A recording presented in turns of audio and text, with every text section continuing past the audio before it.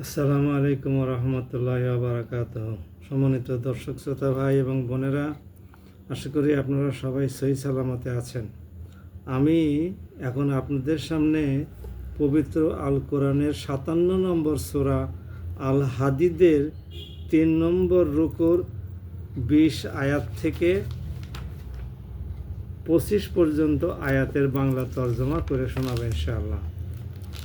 আসুন শুনি। আউযু বিল্লাহি মিনাশ শাইতানির রাজিম। বিসমিল্লাহির রহমানির রহিম। তোমরা জেনে রাখো, তোমাদের এ পার্থিব জীবনটা খেলাধুলা, হাসি তামাশা, জাঁকজমক প্রদর্শন, পরস্পর অহংকার প্রদর্শনের প্রতিযোগিতা, ধন সম্পদ ও সন্তান সন্ততি বাড়ানোর চেষ্টা সাধনা ছাড়া আর কিছুই নয়। এটা যেন আকাশ থেকে বর্ষিত এক পশলা বৃষ্টি, যার উৎপাদিত ফসলের সমাহার কৃষকের মনকে খুশিতে ভরে দেয়। অতঃপর একদিন তা শুকিয়ে যায় এবং আস্তে আস্তে তুমি দেখতে পাও তা হলুদ রং ধারণ করতে শুরু করে। তারপর তা অর্থহীন খড়কুটায় পরিণত হয়ে যায়। এ তো হচ্ছে তাদের দুনিয়ার জীবন, আর পরকালের জীবন তাদের জন্যে থাকবে পরকালের জীবনে তাদের জন্য থাকবে কঠোর আযাব এবং ঈমানদারদের জন্য থাকবে আল্লাহর পক্ষ থেকে তাঁর ক্ষমা ও সন্তুষ্টি। সত্যি কথা হচ্ছে, দুনিয়ার এ জীবন কতিপয় বোকা প্রতারণার সামগ্রী বই কিছুই নয়। ধোঁকা বা প্রতারণার সামগ্রী বই কিছুই নয়।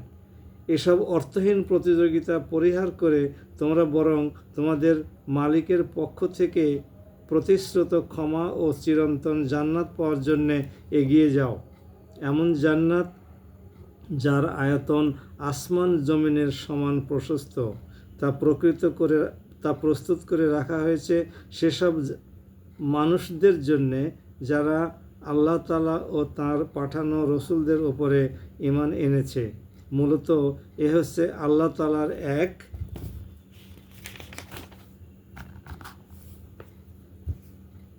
অনুগ্রহ। তিনি যাকে চান তাকে এ অনুগ্রহ প্রদর্শন করেন, আর আল্লাহ তাআলা মহা অনুগ্রহশীল। সামগ্রিকভাবে গোটা দুনিয়ার ওপর কিংবা ব্যক্তিগতভাবে তোমাদের ওপর কোনো বিপর্যয় আসে না, যা সৃষ্টির বহু আগে থেকে বিস্তারিত বিবরণ সহ একটি গ্রন্থে লেখা থাকে। আর আল্লাহর জন্যে এ কাজ অত্যন্ত সহজ। এ ব্যবস্থা এজন্যে রাখা হয়েছে যাতে করে তোমাদের কাছ থেকে যা কিছু হারিয়ে গেছে তার জন্য তোমরা আফসোস না করো, এবং তিনি তোমাদের যা কিছু দিয়েছেন তাতেও যেন তোমরা বেশি হর্ষোৎফুল্ল না হও। আল্লাহ তাআলা এমন সব লোকদের ভালোবাসেন না যারা ঔদ্ধত্য ও অহংকার প্রদর্শন করে। আল্লাহ তাদেরও ভালোবাসেন না যারা নিজেরা কার্পণ্য করে আবার অন্যদেরকেও কার্পণ্য করার আদেশ দেয়।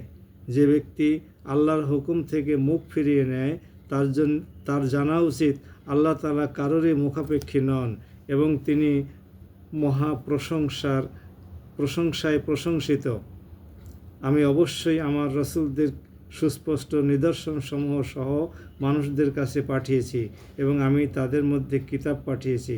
আরও পাঠিয়েছি এক ন্যায়সঙ্গত ন্যায়দণ্ড, যাতে করে মানুষ এর মাধ্যমে ইনসাফের ওপরে কায়েম থাকতে পারে।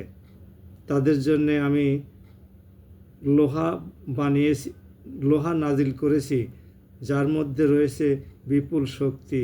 আরও রয়েছে মানুষের বহুবিধ উপকার। এর মাধ্যমে মূলত আল্লাহ জেনে নিতে চান যে তাকে ও তার রসুলদের না দেখেও সাহায্য করতে এগিয়ে আসে। অবশ্যই আল্লাহ তাআলা প্রচণ্ড শক্তিমান এবং মহাপরাক্রমশালী। সাদাকাল্লাহুল আলিউল আজিম। সম্মানিত ভাই এবং বোনেরা, এই যে বেশ কয়েকটি আয়াত 20 থেকে 25 পর্যন্ত এই 6টি আয়াত আপনাদের খেদমতে আমি পেশ করলাম। এর মধ্যে আল্লাহ রাব্বুল আলামিন আমাদের উদ্দেশ্যে বলেছেন যে তোমরা দুনিয়াতে যে হাসি তামাশা এবং সন্তান সন্ততি লালন পালন সংক্রান্ত বিভিন্ন কাজে নিজেদেরকে ব্যস্ত রাখো, এটা আসলে ক্ষণিকের জন্য মাত্র। আখিরাতের জীবনই প্রকৃত জীবন। যারা এই ক্ষণিকের জীবনে অহংকার বশত আল্লাহর কালামকে অস্বীকার করে এবং আল্লাহ পাকের নিষিদ্ধ কাজগুলোতে রত থাকে, তাদের জন্য কঠিন আযাবেরও দুঃসংবাদ প্রদান করা হয়েছে। আসুন আমরা এই দুনিয়ার জীবনকে আখিরাতের জীবনের ক্ষেত্র হিসাবে গণ্য করি এবং আখিরাতকে সামনে করেই আমরা আমাদের দুনিয়ার জীবন পরিচালনা করি, সন্তান সন্ততি লালন পালন করি, আত্মীয়তার বন্ধন রক্ষা করি এবং সামাজিকভাবে এবং রাষ্ট্রীয়ভাবে জীবনযাপন করি। দয়াময় আল্লাহ আমাদেরকে তৌফিক দান করুন। ওয়া মা তৌফিকি ইল্লা বিল্লাহ। আসসালামু আলাইকুম ওয়া রাহমাতুল্লাহ।